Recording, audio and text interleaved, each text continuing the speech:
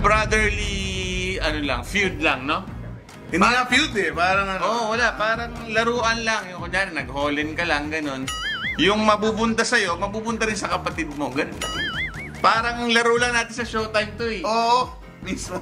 Minsan talo ko, minsan panalo siya. Kahit nung last time nung nag-guest din tayo dito, Showtime. Oo. Diba? Parang ganun din. Oo, parang ganun din. So, dala-dala namin ng pamilya ng Showtime pa rin dito.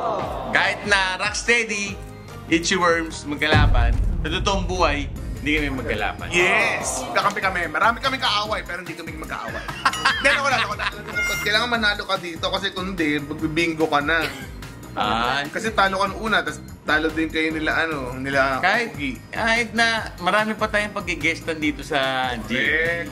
Marami pa tayo. Tsaka malay mo, ito yung magbukas ng door. Pinto para magkaroon tayo ng show dito sa gym. Pwede.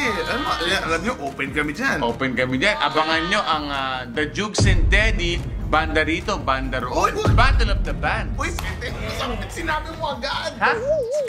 Para may ano na tayo, may preba na tayo na sa atin ang galing yung konsepto. Sige, tama.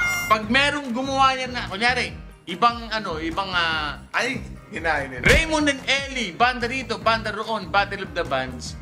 Iba na yun, tol. Ginaya tayo. Maraming singing contest pero walang Battle of the Bands. Walang Battle of the Bands. Abangan ng Rocksteady with the Itchy Worms sa Family Feud 540.